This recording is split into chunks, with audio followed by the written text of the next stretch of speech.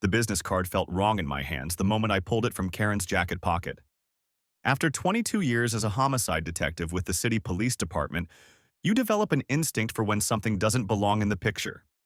This crisp white rectangle with Scott Bennett, attorney at law, printed in expensive gold lettering had no business being nestled between a grocery receipt and some loose change in my wife's coat.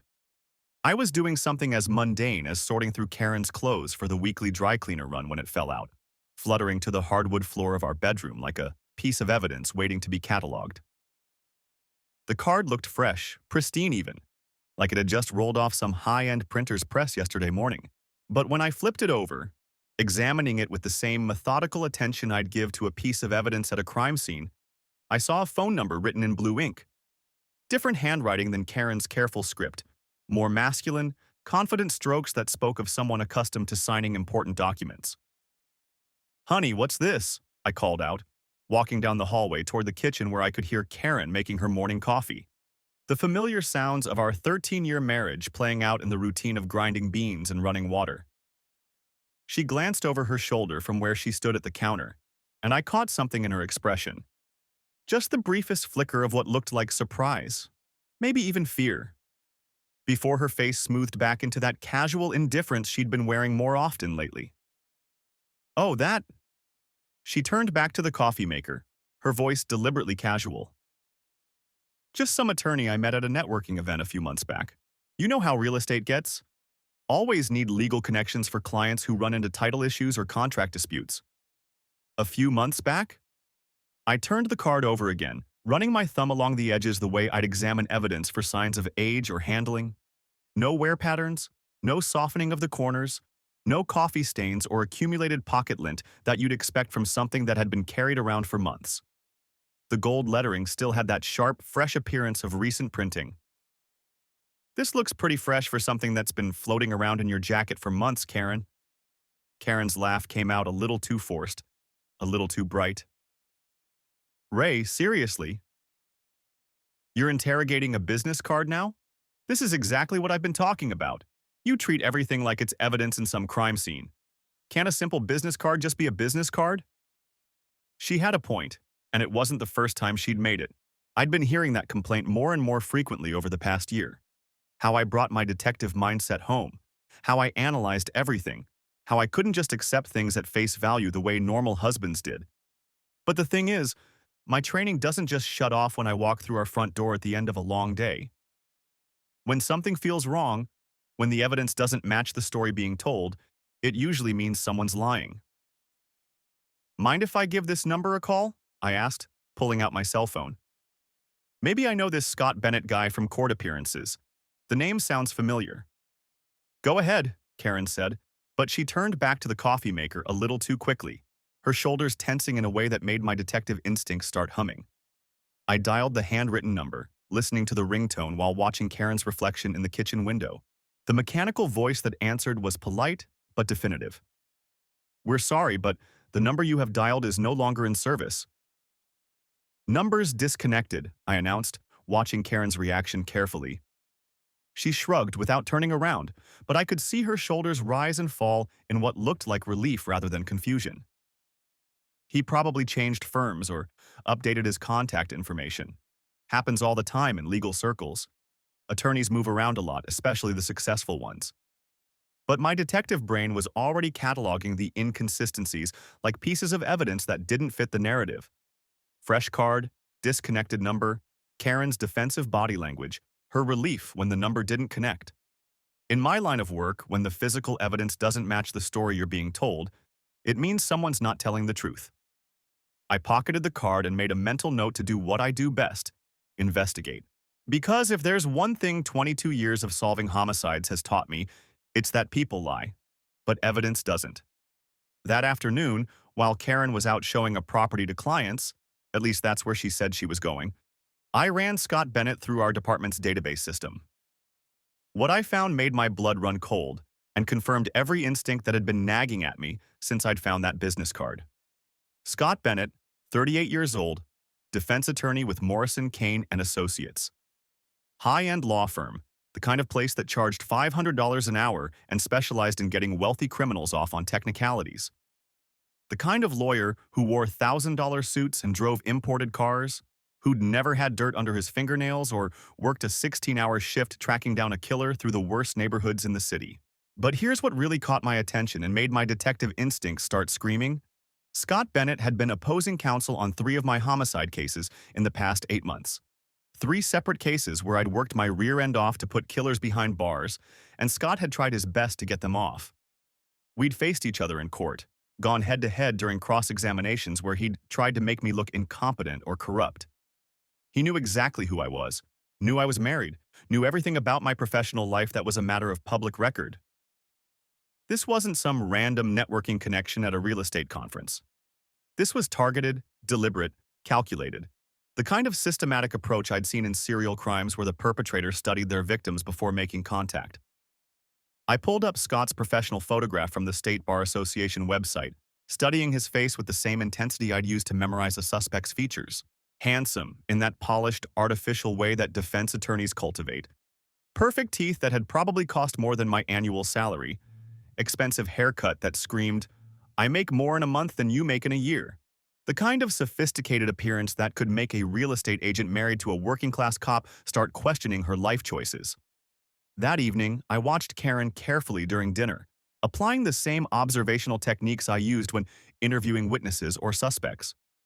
She was distracted, checking her phone more frequently than usual, jumping slightly when it buzzed with text notifications she quickly silenced without reading aloud. "Busy day showing properties?" I asked, cutting into my steak while keeping my tone conversational and non-threatening. "Oh, you know how it is. Demanding clients. Lots of questions about market conditions and financing options." But her answer was vague, lacking the specific details she usually shared about difficult customers or interesting houses. "Working late tomorrow?" I continued, watching her face for micro-expressions. "Probably. I've got a few showings lined up in the evening. You know how some clients can only look at houses after work hours." She took a sip of wine, avoiding eye contact. "These luxury clients are particularly demanding. They want to see everything multiple times before making decisions." I nodded and made a mental note to verify her story. In homicide investigations, you learn that people who are lying tend to provide just enough detail to sound credible, while keeping things vague enough that verification becomes difficult. Karen was hitting all those markers. Sure enough, when I checked our shared Google Calendar the next morning while Karen was in the shower, she had no appointments scheduled for the evening she claimed she'd be showing properties. No client names, no addresses, no times blocked out. Just empty calendar space where her supposed luxury showings should have been documented. The pattern became clearer over the next week as I applied systematic surveillance techniques to my own wife. Karen would leave the house claiming she had client meetings or property showings that didn't appear on her calendar, would return home later than any legitimate real estate appointment would require, and her explanations were always carefully crafted to sound plausible while avoiding specifics that could be verified. She'd mention working with a couple looking in the downtown area, but never provide names. She'd talk about showing executive-level properties, but never give addresses. She'd describe demanding clients who wanted to see multiple listings, but never mention which properties or whose listings they were. I'd interrogated enough suspects over the years to recognize the technique. Give enough concrete-sounding detail to establish credibility, but keep everything vague enough that fact-checking becomes nearly impossible. It's what guilty people do when they're trying to construct a believable lie. On Thursday evening, Karen announced she had a dinner meeting with potential high-end clients who were looking for luxury properties in the downtown area. She spent an hour getting ready, putting on makeup with more care than she'd shown in months, wearing a dress I'd bought her for our anniversary last year, but that she'd never seemed particularly excited about before. "Don't wait up," she said, kissing me goodbye with the kind of perfunctory peck that married couples exchange when affection has become routine obligation. These client dinners can run pretty late, especially when commission numbers get serious. I waited exactly 15 minutes after her car disappeared down our street, then followed in my unmarked Crown Victoria. The department-issued sedan wasn't exactly subtle, but Karen had never paid much attention to police vehicles before. No reason she'd start now. She drove straight downtown, but not to any restaurant I'd expect her to take clients. Instead, she pulled into the valet parking area at Chez Laurent, the most expensive French restaurant in the city. The kind of place where entrees started at $60 and the wine list included bottles that cost more than my monthly mortgage payment. Through the restaurant's large front windows, I watched Karen walk to a corner table where Scott Bennett was already waiting. Even from across the street, sitting in my car with a clear view through the glass, their body language told me everything I needed to know about the real nature of their relationship. They weren't sitting across from each other like business associates discussing real estate referrals. They were seated next to each other at a small, intimate table, leaning in close, Karen laughing at something Scott was saying with genuine delight I hadn't seen from her in months. When Scott reached across to touch her hand, she didn't pull away. Instead, she turned her palm up to interlock their fingers in a gesture that was unmistakably romantic.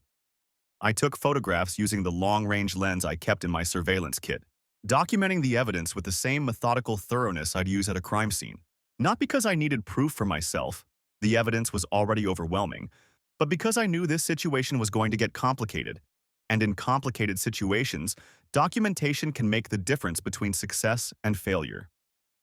They lingered over their dinner for nearly 2 hours, completely absorbed in each other.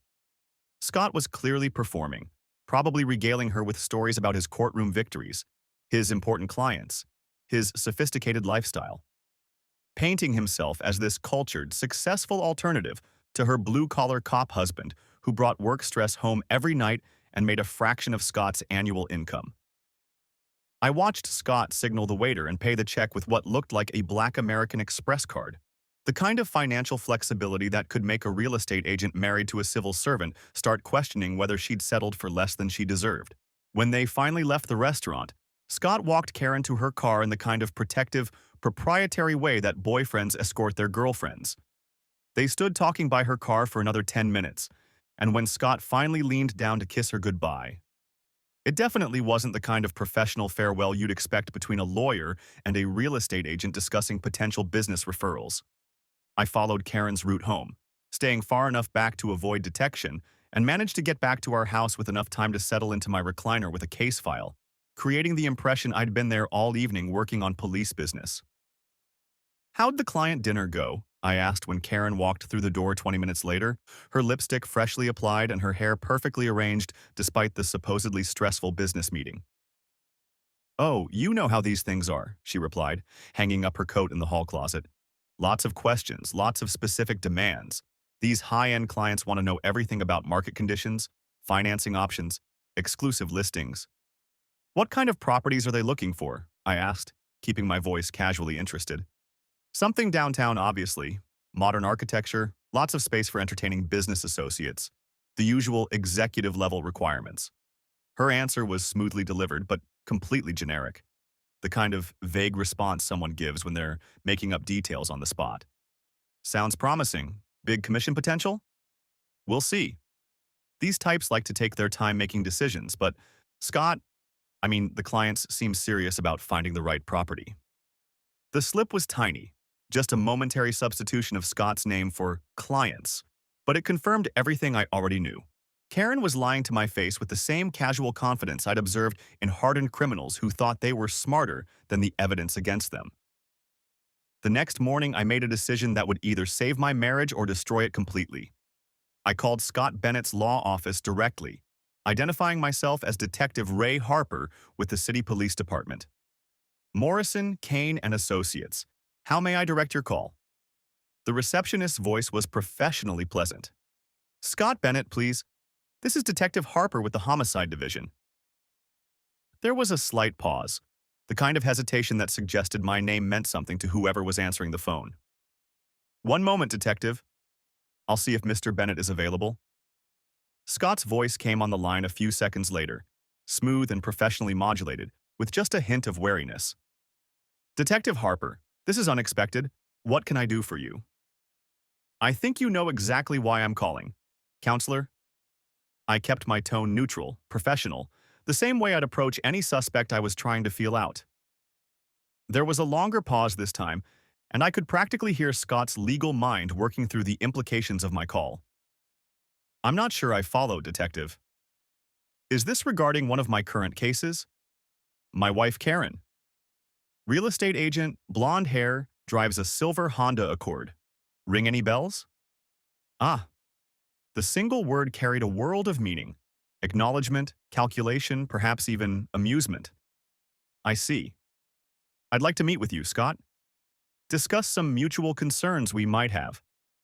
I don't think that would be appropriate, Detective. If you have concerns about your wife's professional activities, perhaps you should address them with her directly rather than involving her business associates. The careful phrasing told me everything I needed to know about Scott's mindset. He was already thinking like a defense attorney, choosing his words to avoid admitting anything while positioning himself as the innocent party. Oh, I plan to have that conversation with Karen, I replied. But first, I think you and I should talk. Man to man, professional to professional. I'll have to respectfully decline that invitation, Detective. His voice took on the courtroom tone I'd heard him use when cross-examining police witnesses. That condescending edge that defense attorneys deploy when they want to make cops look stupid. But I will say this. I'd be very careful about making any threats or taking any actions that could be construed as harassment or stalking. I am, after all, an attorney with extensive knowledge of civil rights law. The implicit threat in his words confirmed everything I needed to know about Scott Bennett's character. He wasn't just sleeping with my wife, he was enjoying the fact that he was sleeping with a cop's wife. This was a game to him, another way to stick it to law enforcement, and he was arrogant enough to think his law degree made him untouchable. No threats here, counselor, I replied calmly. Just a husband trying to understand why opposing counsel is suddenly so interested in my wife's real estate expertise. I'm sure I don't know what you mean, Detective. But if you'll excuse me, I have actual legal work to attend to. He hung up without saying goodbye, leaving me sitting at my desk with the phone in my hand, an absolute certainty that Scott Bennett was everything I'd suspected and worse.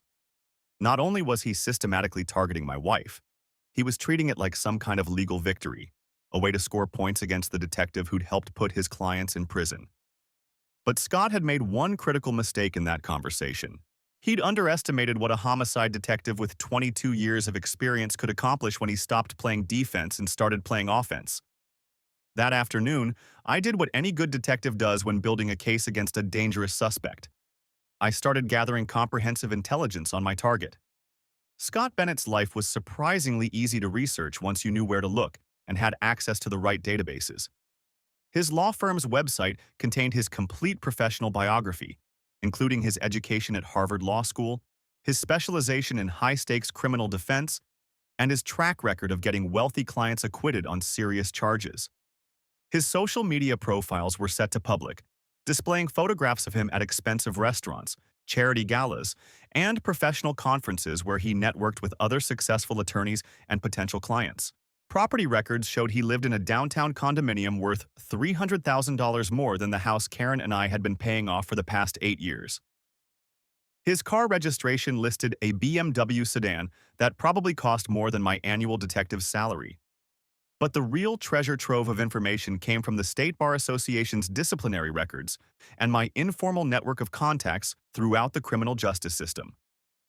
While Scott had never been formally sanctioned for ethical violations, a pattern emerged when I started making discreet inquiries with other cops, prosecutors, and court personnel who'd encountered him professionally. "Oh, you mean Slick Scott," said Detective Maria Santos when I called her about a murder case they'd both worked on 6 months earlier. "Yeah, that guy's a real piece of work. Thinks he's God's gift to women and smarter than every cop in the department. Why, what's he done now?" "Just gathering some background information." "You mentioned he thinks he's God's gift to women. Care to elaborate on that?" "Ray, I probably shouldn't be sharing courthouse gossip, but word gets around when someone has a reputation. Scott's got a very specific type he goes after. Married women whose husbands work in law enforcement. Cops, prosecutors, federal agents, even some court officers. It's like his specialty." My grip tightened on the phone receiver as Maria's words confirmed my worst suspicions. His specialty. What do you mean exactly? Look, this is all secondhand information and rumor, but multiple people have mentioned that Scott specifically targets wives of law enforcement officers he faces in court cases. Gets some kind of psychological kick out of it, like it's his way of getting revenge against the system that puts his clients in prison. Any concrete examples you can share?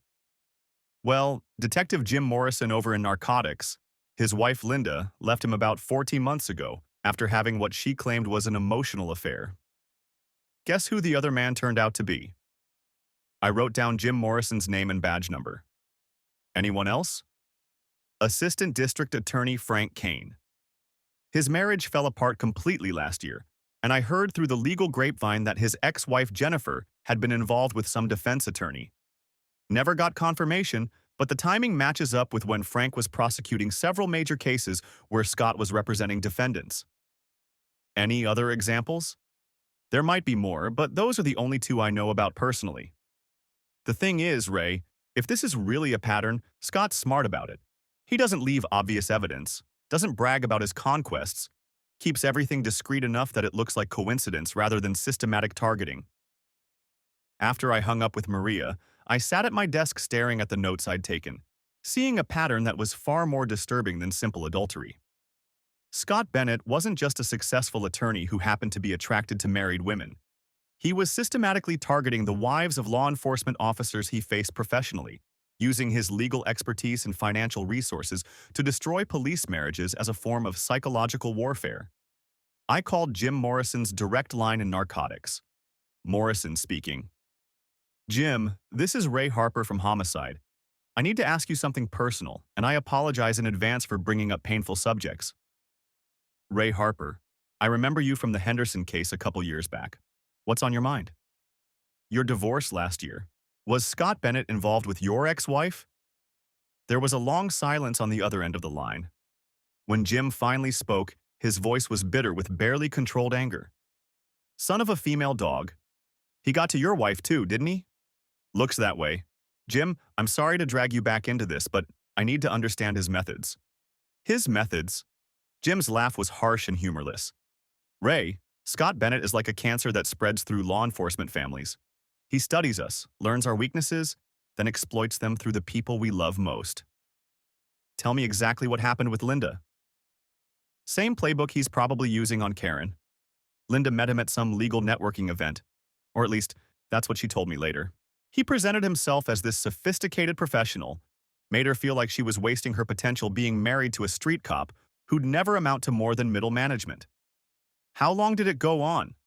About 4 months from first contact to Linda, asking for a divorce. But Scott's smart, Ray.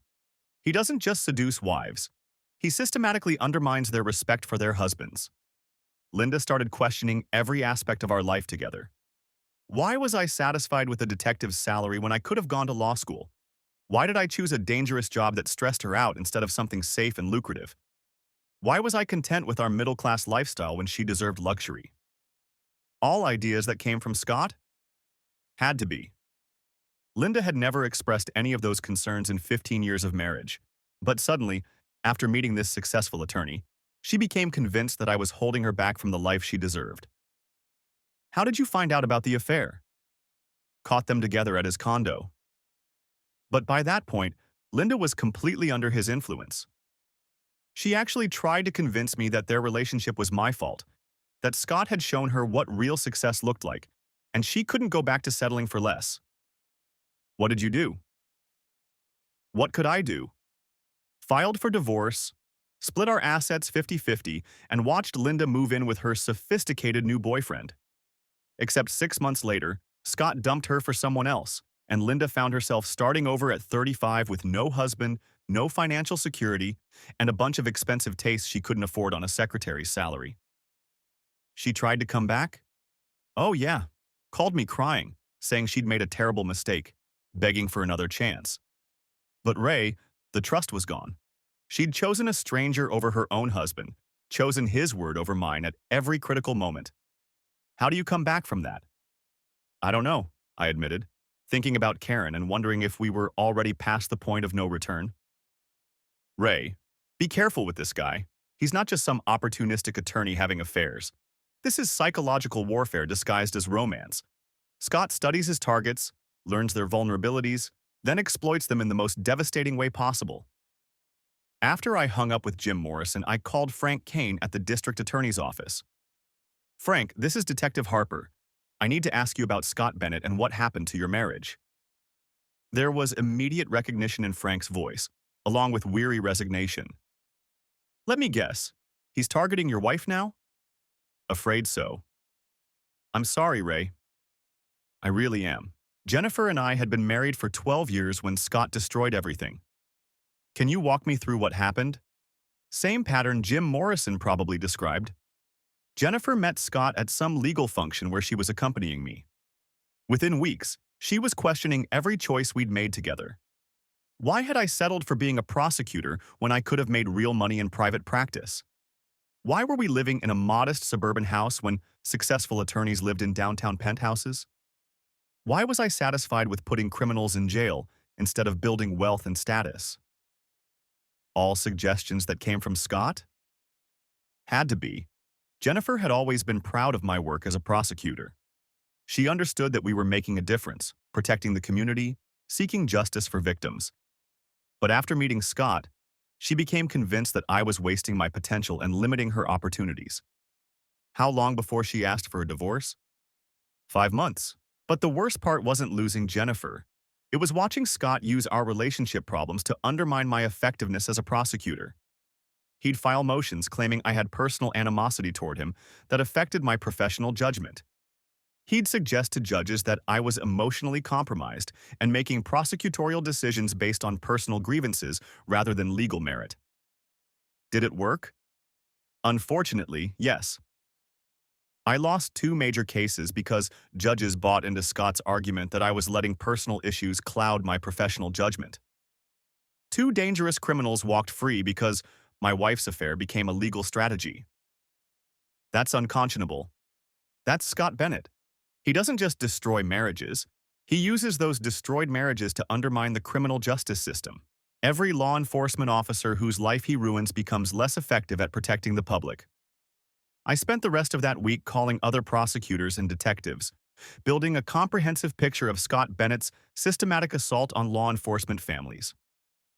By Friday, I had documented evidence of at least 6 marriages that Scott had targeted and destroyed over the past 3 years. The pattern was identical in every case. Scott would identify law enforcement officers he faced in court, research their personal lives, then make contact with their wives through professional or social settings.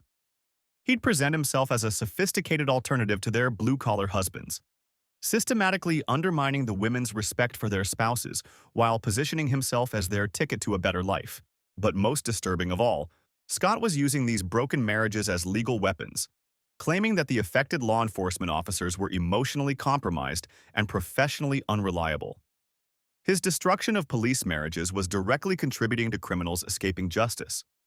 This wasn't just about my relationship with Karen anymore. This was about protecting the integrity of the criminal justice system from a predator who was using romance as a weapon of war. That weekend, while Karen was at another supposed client showing that didn't appear on her calendar, I met with Frank Kane and Jim Morrison to coordinate our response.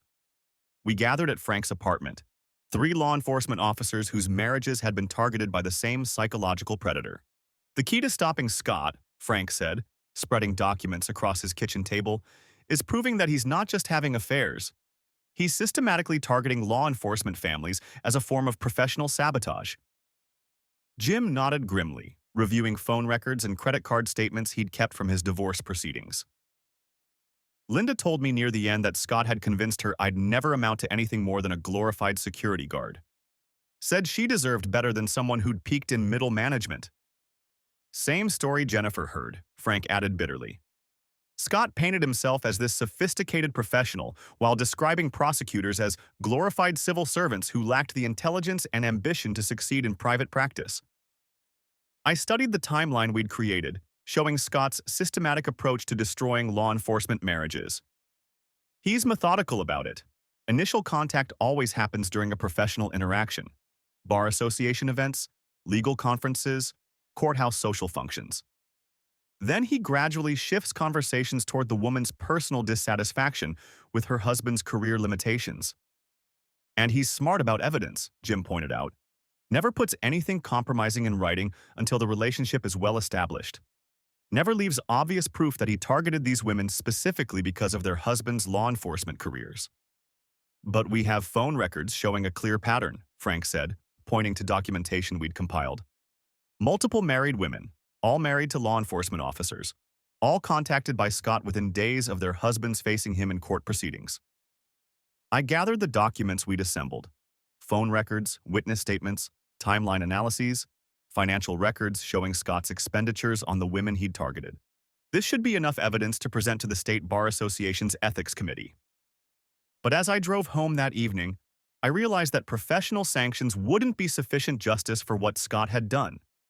He'd destroyed at least 6 marriages, contributed to criminals escaping conviction, and undermined public safety by compromising law enforcement officers' professional effectiveness. Even if Scott lost his law license, the damage was permanent.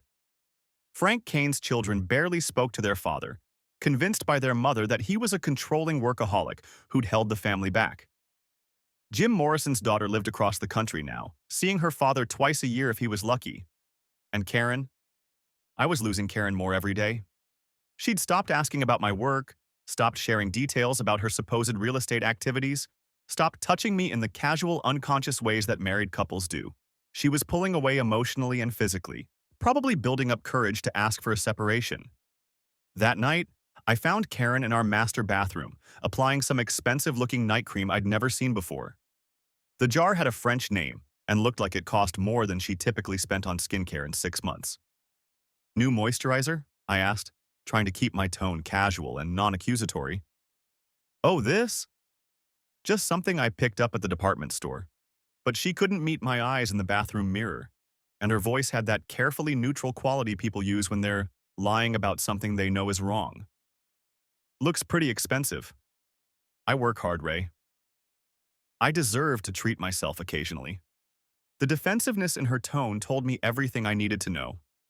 Scott was buying her gifts now, probably telling her she deserved luxury items her detective husband's salary couldn't provide. "Karen, we need to talk." "About what?" She finally looked at me in the mirror, and I could see a combination of guilt and defiance in her expression. I pulled out my phone and showed her one of the surveillance photographs I'd taken outside Chez Laurent 2 weeks earlier. Karen and Scott sitting at their intimate corner table, holding hands across the white tablecloth like lovers instead of business associates.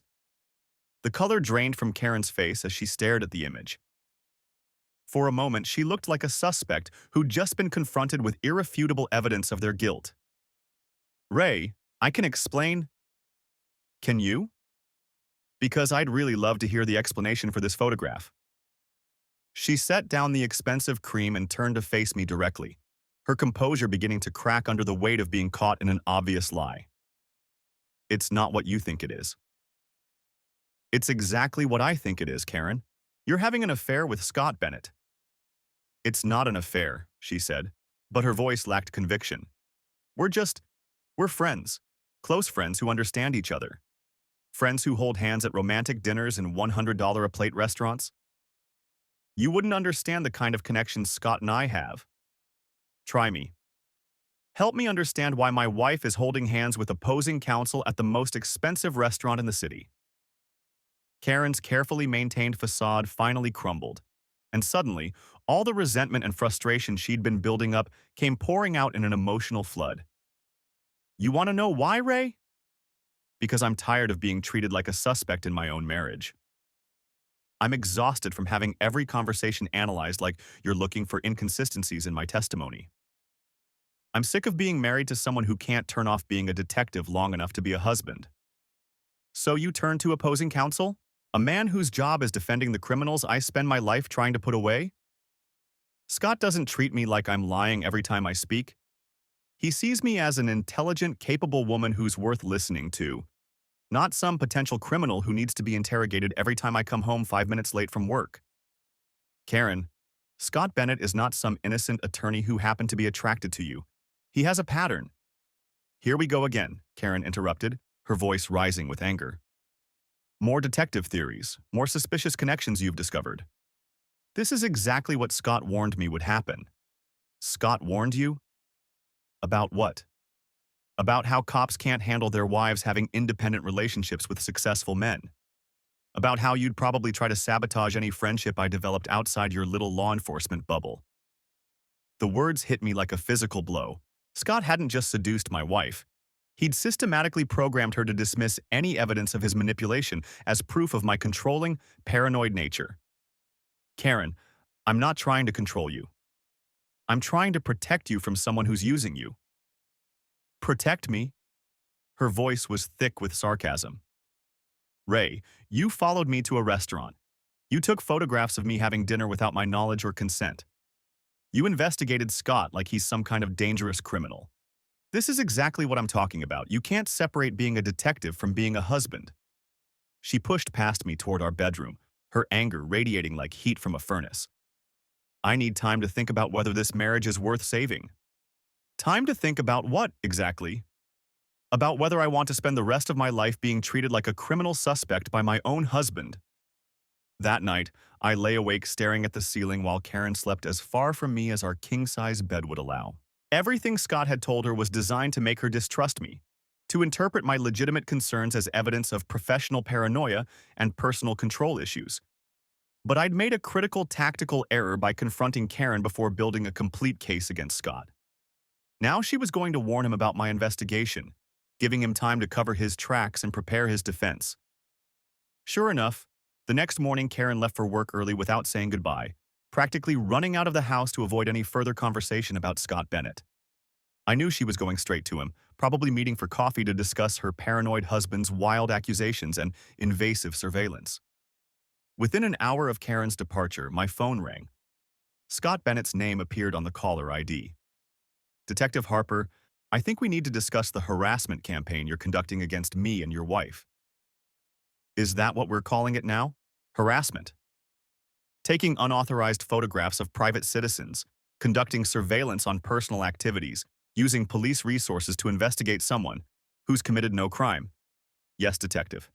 That's the textbook definition of harassment. Interesting legal theory, counselor. What would you call systematically targeting law enforcement officers' wives for the purpose of destroying their marriages?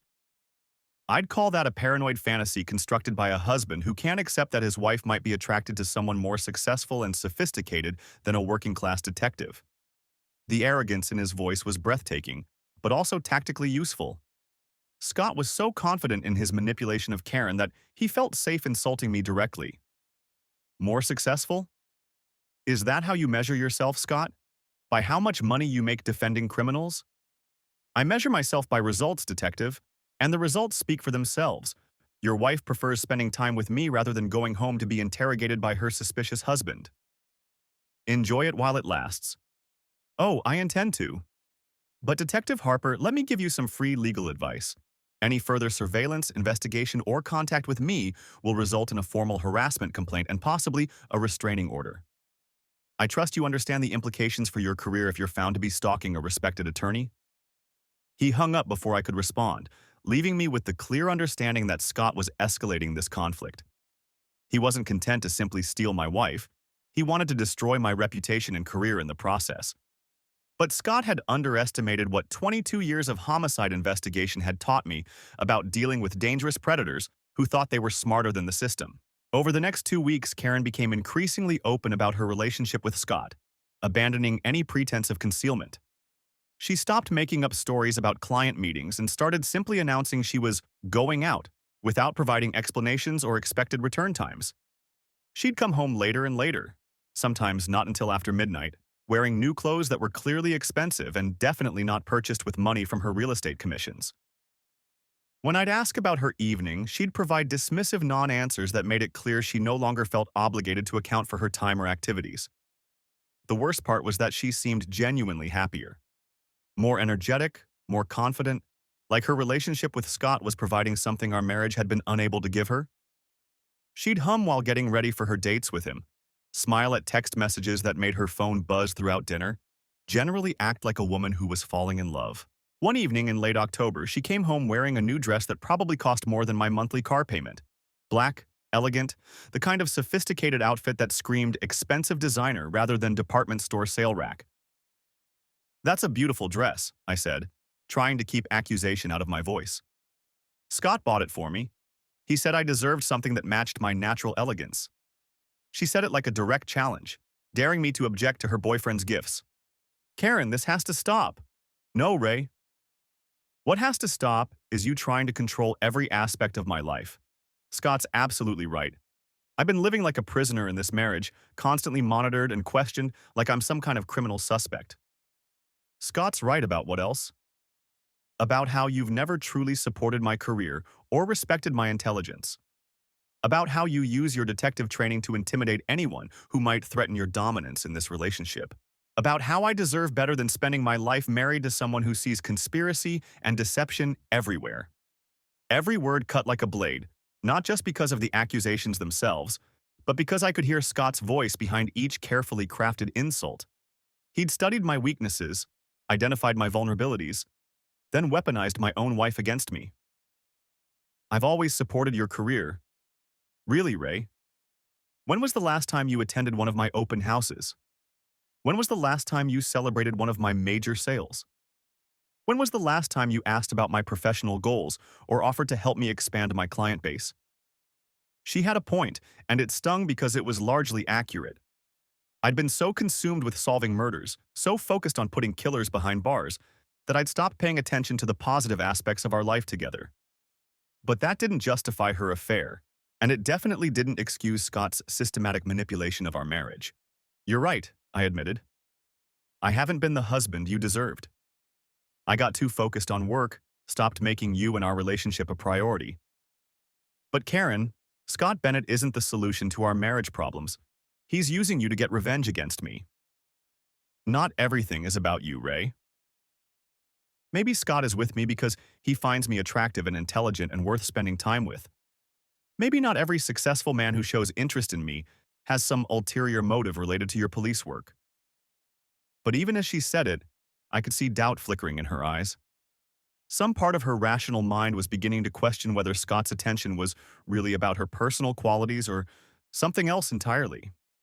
3 weeks later, Lieutenant Amanda Foster called me into her office for what I knew was going to be a career-threatening conversation. Ray, close the door and sit down. Amanda Foster was tough, fair, and had earned respect by working her way up through the ranks in an era when female officers faced significant discrimination. When she used that particular tone of voice and asked someone to close the door, it meant serious trouble was coming. Your case clearance rate is down 22% this quarter compared to the same period last year. I know it is, Lieutenant. I've been dealing with some personal issues that are affecting your ability to solve murders and protect the public. She opened a file folder and pulled out several case reports. The Patterson homicide, what should have been a straightforward domestic violence case that any competent detective could have closed in a week. I winced, knowing exactly where this conversation was heading. You missed obvious forensic evidence, forgot to follow up on witness statements from Patterson's neighbors, failed to properly document the suspect's contradictory alibis, and nearly let a killer walk free on procedural technicalities. That's not the Ray Harper I've known for the past 8 years. It won't happen again, Lieutenant. It better not, because it's not just the Patterson case. The Rodriguez drug-related shooting. You contaminated evidence by failing to follow proper chain of custody procedures. The Martinez domestic homicide. You failed to properly interview key witnesses and nearly allowed the defense to claim prosecutorial misconduct. She leaned forward across her desk, studying me with the same intensity I used when interrogating suspects. Ray, I don't know what's going on in your personal life, and frankly, I don't care. But these murder victims and their families deserve better than a detective who's got his head buried in his own problems. You're absolutely right, Lieutenant. Whatever's happening at home, you need to fix it or find someone who can handle it for you. Because if your personal problems continue affecting your professional performance, I'll have no choice but to recommend your reassignment to a position where distracted detective work won't result in killers walking free. Walking back to my desk, I realized that Scott's strategy was working perfectly. He wasn't just destroying my marriage, he was systematically undermining my ability to function as a homicide detective, to seek justice for murder victims and protect public safety. By targeting my wife, Scott was attacking everything I'd built over 2 decades of police work. He was using my personal pain as a weapon to compromise my professional effectiveness, ensuring that the criminals he defended would have a better chance of escaping conviction. That evening, I made a decision that would either end Scott Bennett's predatory career or destroy what remained of my reputation in law enforcement. I was going to build a federal case against him that would put him in prison for the rest of his life. I started by calling FBI Special Agent Carol Washington, whom I'd worked with on several joint task force investigations involving organized crime and police corruption. Carol, this is Detective Ray Harper from City Homicide. I need to discuss a situation that might involve federal crimes. What kind of situation, Ray? A defense attorney who's been systematically targeting law enforcement officers' family members to compromise criminal investigations and obstruct justice. That's a serious accusation. Do you have evidence? Documented patterns going back at least 3 years, multiple law enforcement families affected. Clear evidence that the attorney is using information obtained through these relationships to benefit his criminal clients. Can you prove the information sharing? I believe so. Phone records, timeline correlations between romantic encounters and defense strategy changes, patterns that are too consistent to be coincidental. Ray, if what you're describing is accurate, we're talking about federal conspiracy charges, obstruction of justice, possibly racketeering if he's operating as part of a larger criminal enterprise. That's what I'm hoping you'll help me prove. Send me everything you have. If there's a federal case here, we'll pursue it aggressively. Over the next week, I worked with Frank Kane, Jim Morrison, and 3 other affected law enforcement officers to compile a comprehensive evidence package for the FBI. We documented Scott's systematic targeting of law enforcement families, correlated the timing of his romantic relationships with changes in his legal strategies, and identified multiple instances where sensitive information had been compromised. But as we prepared to present our case to federal prosecutors, Scott made what would turn out to be his final, desperate gambit to destroy my credibility before I could destroy his career. On a cold Friday morning in November, a deputy sheriff appeared at my front door with legal documents that would change everything. Detective Harper? Yes. You're being served with divorce papers and a temporary restraining order. I opened the legal documents with hands that were steadier than I'd expected, reading through Karen's formal petition to end our 13-year marriage and her request for court protection from my allegedly threatening and obsessive behavior. According to the sworn statement attached to the divorce filing, I had been stalking Karen and her friend, Scott Bennett, making verbal threats against both of them, using police resources to conduct personal investigations, and exhibiting increasingly paranoid and controlling behavior that made Karen fear for her physical safety. The restraining order prohibited me from contacting Karen directly, from approaching within 500 feet of Scott Bennett, and from using any law enforcement resources to investigate or monitor either of them. Most damaging of all, Karen had provided the court with a detailed timeline of my allegedly obsessive behavior, including my photographing of her private dinner, my unauthorized investigation of Scott's background, and my confrontation of both her and Scott about their relationship. Scott had convinced my own wife to help him destroy my credibility and reputation before I could expose his criminal enterprise. But he'd made one critical mistake. He'd underestimated the FBI's interest in attorneys who compromise national security by sharing law enforcement intelligence with organized crime figures. That same afternoon, Special Agent Carol Washington called with news that changed everything. Ray, we've been investigating Scott Bennett's activities independently for the past 6 months. Independently? Scott came to our attention when NSA intercepts of organized crime communications referenced specific details about federal investigations that should have been highly classified. We've been trying to identify the source of those intelligence leaks. And you think Scott's the source? We know he's the source. Phone surveillance, financial records, electronic communications. Scott's been selling federal law enforcement intelligence to criminal organizations for at least 2 years. How does that connect to his targeting of law enforcement families? The women he's manipulating aren't just sources of emotional intelligence about their husband's work. They're providing specific details about ongoing investigations, surveillance operations, prosecution strategies, and witness protection arrangements. Jesus. Scott's not just destroying marriages for psychological satisfaction, Ray. He's operating a systematic intelligence gathering network that's compromising national security and getting people killed. Getting people killed? 3 federal witnesses have been murdered in the past 18 months after their locations were compromised. 2 undercover agents had their covers blown, requiring emergency extraction. Multiple drug trafficking and organized crime investigations have failed because the targets had advance warning of law enforcement operations. The scope of Scott's crimes was beyond anything I'd imagined.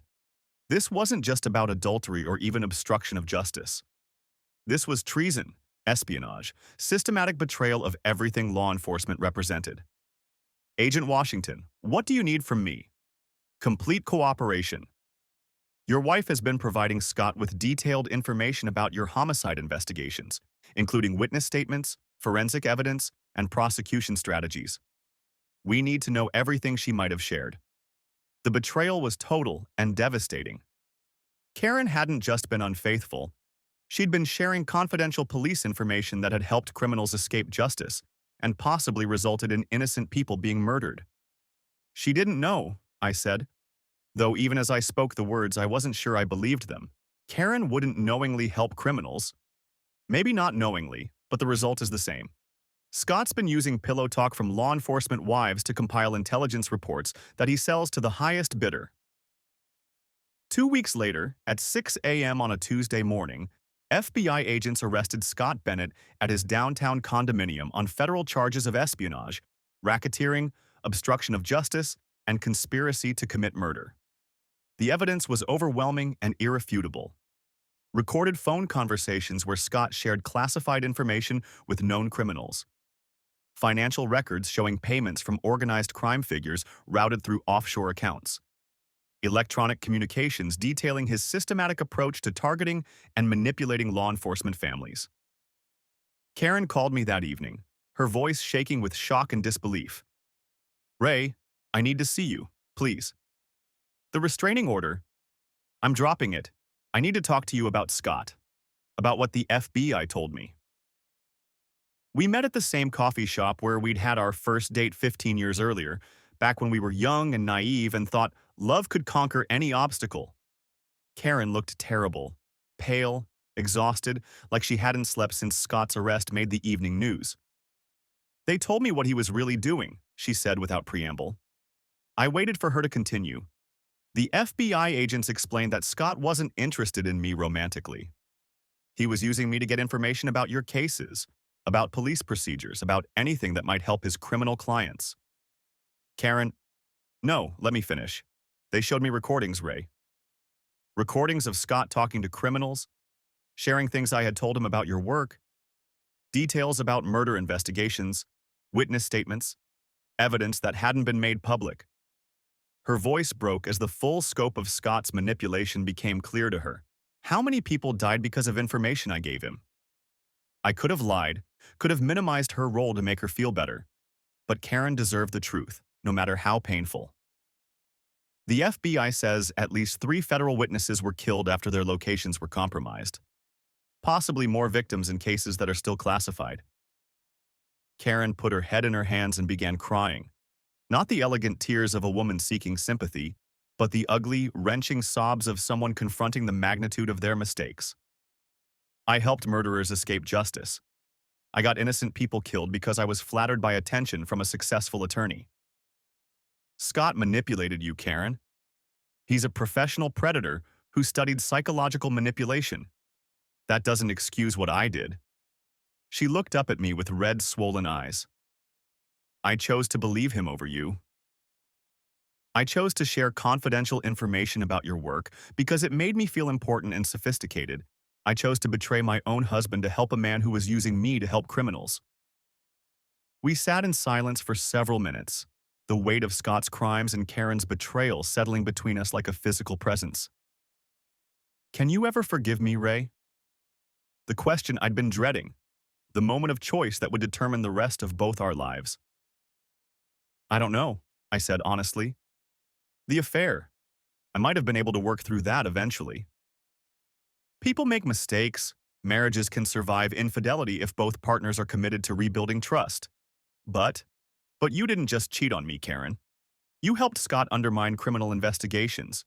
You chose his word over mine when it came to matters of life and death. You participated in activities that got innocent people killed. I didn't know. You didn't want to know. When I tried to show you evidence about Scott's pattern of targeting law enforcement wives, you dismissed it as paranoid jealousy. When I presented you with proof of his manipulation, you accused me of being controlling and abusive. At every critical moment, you chose to trust a stranger over your own husband." Karen's shoulders shook with the force of her crying. I know I was wrong about everything. And now Scott's lawyers are going to argue that you were a willing participant in his intelligence network. They're going to claim you knowingly provided classified information to help criminals escape prosecution. Will I go to prison? I don't know. The FBI says your cooperation in the prosecution might help. But Karen, people are dead because of information you shared. Federal judges don't take that lightly. The federal trial began 6 months later and lasted 4 weeks. Scott Bennett, the smooth, sophisticated attorney who had convinced my wife she deserved better than a working-class cop, looked small and defeated at the defendant's table. Karen testified for the prosecution, describing in detail how Scott had manipulated her into providing confidential information about my homicide investigations. She explained his systematic approach to undermining her trust in me while positioning himself as her salvation from a boring, limited marriage. Frank Kane's ex-wife, Jennifer, testified about sharing details of witness protection arrangements that had resulted in 2 federal witnesses being murdered. Jim Morrison's ex-wife, Linda, described revealing undercover operation schedules that had compromised multiple drug trafficking investigations. The prosecution presented phone recordings of Scott sharing classified information with organized crime figures, financial records showing payments for intelligence, and electronic communications detailing his systematic approach to targeting and exploiting law enforcement families. Scott's defense attorney argued that his client was simply a successful lawyer who had been involved in consensual relationships with married women, and that any information sharing had been inadvertent pillow talk rather than systematic espionage. The jury deliberated for 8 hours before returning guilty verdicts on all major counts: espionage, racketeering, obstruction of justice, conspiracy to commit murder, and operation of a criminal enterprise.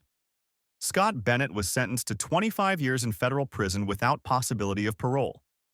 His law license was permanently revoked, his assets were seized to pay restitution to victims' families, and he was ordered to serve his sentence at a maximum security facility typically reserved for terrorists and traitors. Karen pled guilty to lesser charges in exchange for her cooperation with federal prosecutors. She received 3 years of supervised probation, community service, and permanent prohibition from accessing any classified or sensitive law enforcement information.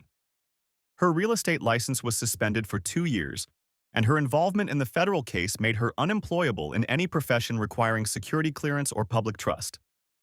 We signed our divorce papers 8 months after Scott's conviction, sitting in a lawyer's office that felt sterile and impersonal compared to the intimate coffee shop where we'd tried to salvage our marriage. There was no anger left between us, no bitterness or recrimination. We'd both paid devastating prices for Scott's manipulation, but the fundamental problem remained. When it had mattered most, Karen had chosen to trust a predatory stranger over her own husband. "I'm sorry, Ray," she said, as we prepared to leave the lawyer's office for the final time as husband and wife. "For everything. For the affair, for helping Scott hurt innocent people, for not trusting you when you tried to protect me." "I know you are. Do you think we could have made it work? If Scott had never targeted our marriage?" I considered her question carefully, thinking about the 13 years we'd spent together and the fundamental incompatibilities that Scott had exploited rather than created. "I don't know, Karen. Maybe we were already growing apart, and Scott just accelerated a process that was already happening. Maybe I did become too focused on work, too analytical, too suspicious of everyone and everything. You were a good husband, Ray. I was just too selfish and naive to appreciate what I had." She kissed my cheek goodbye, and I watched her walk away for the last time as my wife. 6 months after our divorce was finalized, I met Detective Sarah Mitchell at a multi-jurisdictional task force meeting focused on organized crime investigations. She was smart, dedicated, and understood the demands of law enforcement work without needing constant explanations or reassurance. When Sarah agreed to have dinner with me after we'd successfully closed a complex murder case, I found myself instinctively running background checks and verifying her personal information through police databases. "Ray," Sarah said when I confessed to checking her employment history and criminal record, "I'd be worried about your judgment if you didn't investigate me thoroughly. We work in a profession where paranoia and verification aren't character flaws, they're survival skills." It bothered Karen. She felt like I couldn't turn off being a detective when I came home. "I'm not, Karen," Sarah replied simply. "And from what I've heard about the Scott Bennett case, Your detective instincts probably saved more lives than anyone realizes. That's when I knew I might be ready to trust someone again, to build a relationship with a person who understood that healthy skepticism and careful verification weren't signs of emotional damage. They were professional requirements that had become personal necessities. The Patterson murder case was retried 18 months later with new evidence and proper procedures. This time, without Scott Bennett's interference and manipulation, we secured a life sentence for Patterson's killer. His family finally had the justice they deserved, and a dangerous predator was permanently removed from the streets.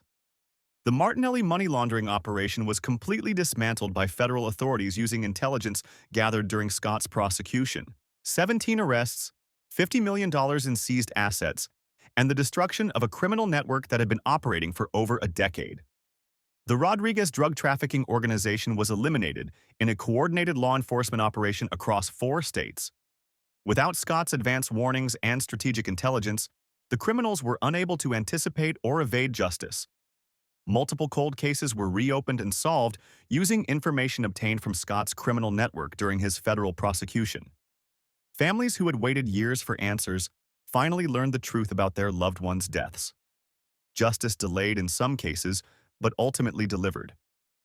Scott Bennett is currently serving his sentence at ADX Florence, the federal supermax prison in Colorado that houses terrorists, spies, and other criminals who pose ongoing threats to national security. His earliest possible release date is 18 years from now, when he'll be 56 years old and permanently barred from practicing law. Karen rebuilt her life slowly and carefully, working in retail management while serving her probation and performing court-ordered community service. We're politely civil when we encounter each other around town, but we're not friends, and never will be. Too much history, too much betrayal, too much damage that can never be fully repaired. Lieutenant Foster recommended me for promotion to detective sergeant 6 months after the federal trial concluded. During my interview with the promotion board, they asked about my handling of the Bennett investigation and its impact on my career. "Detective Harper," said Deputy Chief Williams, "your investigation uncovered a significant national security threat and protected the integrity of multiple criminal investigations. Your work directly contributed to federal prosecutions that dismantled organized crime networks and saved lives. How do you view the personal sacrifices you made in pursuing this case?" I thought about Patterson's family finally getting justice, about the drug dealers who would never hurt another child, about the federal witnesses whose murders had been avenged, about the law enforcement families who would never be targeted by Scott Bennett again. "The job always comes first, sir," I replied. "Protecting the public and seeking justice for victims has to take priority over personal comfort or convenience. If we don't maintain that standard, we fail everyone who depends on us to stand between them and the predators." The promotion board approved my advancement unanimously. These days, I supervise a team of homicide detectives while continuing to work active cases myself. I also conduct training seminars for law enforcement agencies across the region, teaching officers about operational security, information protection, and recognizing when personal relationships might compromise professional responsibilities. I tell them about Scott Bennett and his systematic exploitation of law enforcement families. I explain how predators can disguise psychological warfare as romance, how they use manipulation and emotional abuse to turn trusted family members into unwitting intelligence assets. Most importantly, I remind every officer that trusting but verifying isn't paranoia, it's survival. In our profession, the people we love can be targeted specifically because of that love, turned into weapons against us and the communities we've sworn to protect. The evidence never lies, even when the people closest to us do. And sometimes, the most important investigations we conduct are the ones that save us from betrayal disguised as affection. Sarah and I were married last year in a small ceremony, attended by fellow law enforcement officers and prosecutors who understood that our relationship was built on mutual respect, professional understanding, and the kind of trust that comes from shared dedication to justice. When people ask me about the Scott Bennett case, about losing my first marriage to a predator's manipulation, I tell them that some lessons can only be learned through painful experience. But I also tell them that justice delayed isn't always justice denied. Sometimes it just requires patience, persistence, and faith that truth will ultimately prevail over deception. The badge I wear represents more than personal authority or professional status. It's a promise to victims and their families that someone will fight for them, that someone will seek truth no matter the personal cost, that someone will stand between them and those who would hurt them. Scott Bennett thought he could use romance as a weapon against that promise. He was wrong. The evidence never lies, and neither should the people sworn to serve it.